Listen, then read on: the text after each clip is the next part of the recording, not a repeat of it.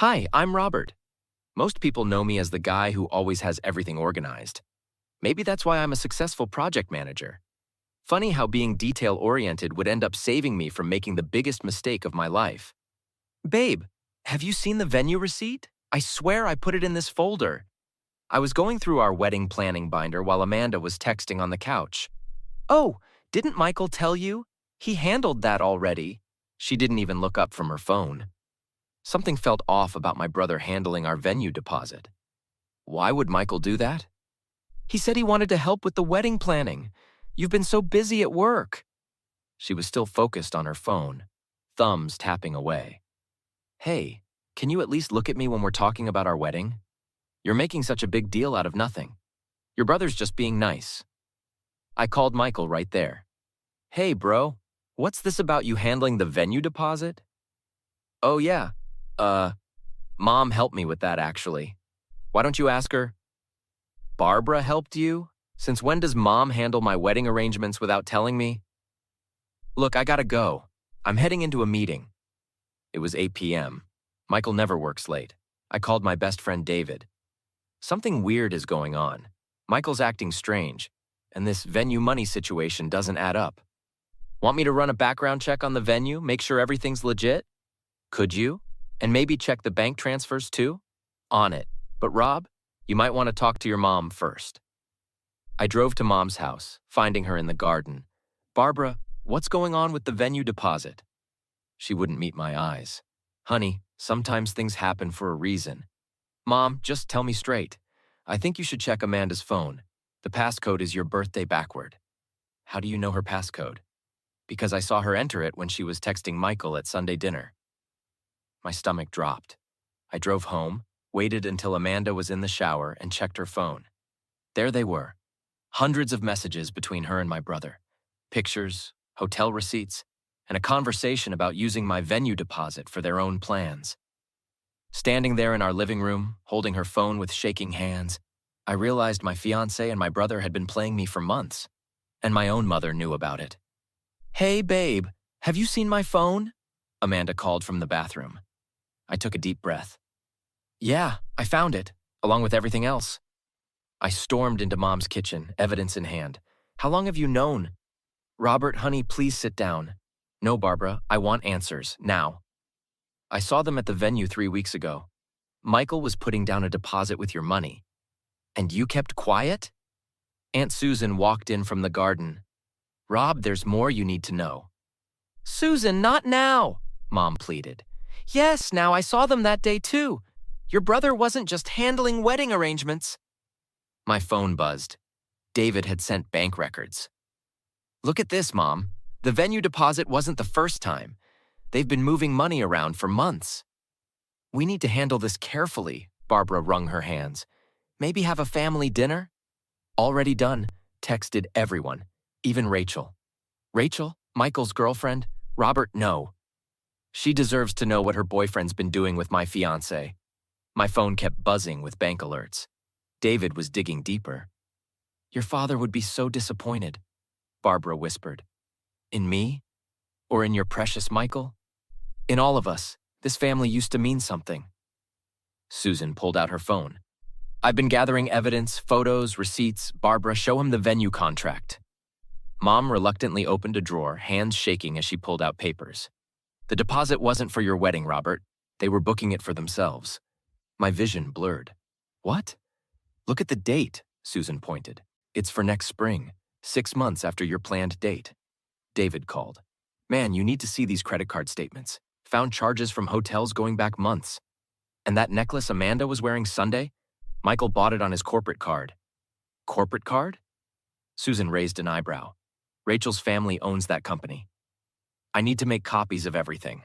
I grabbed the papers. David, how fast can you put together a presentation? Give me 48 hours. I'll have everything organized. Photos, bank records, hotel receipts, even got security footage from the venue. Perfect. Just in time for the family dinner I planned.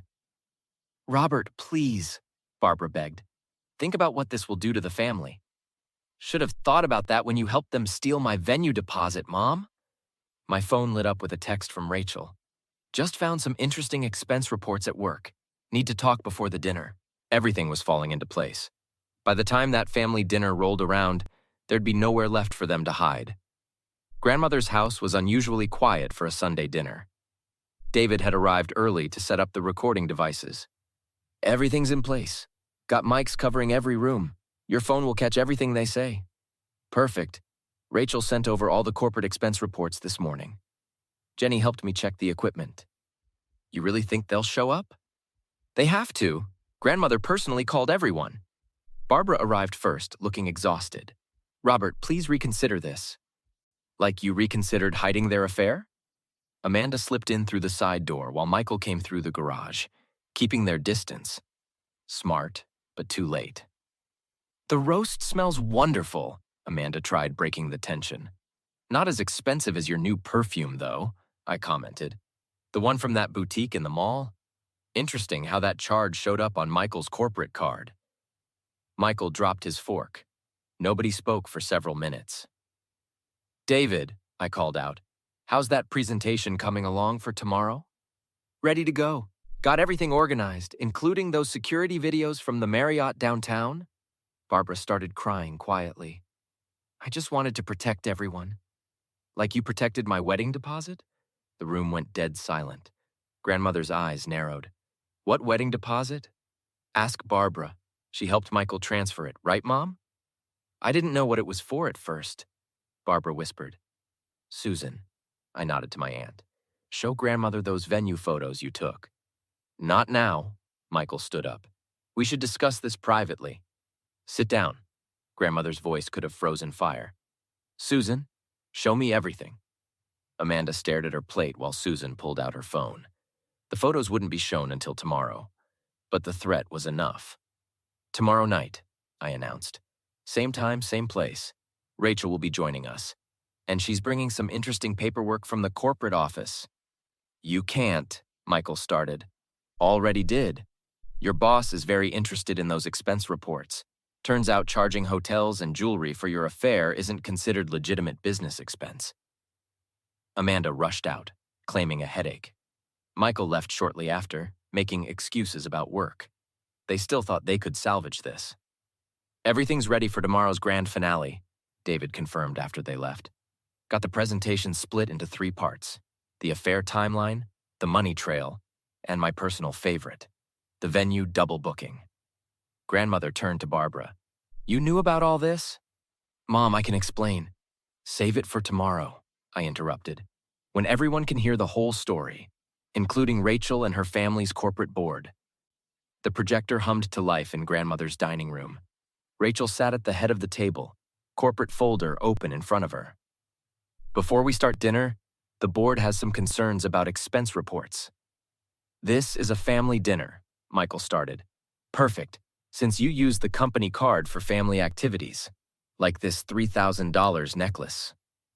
David clicked to the first slide. Security footage showed Michael at the jewelry store, Amanda hanging on his arm.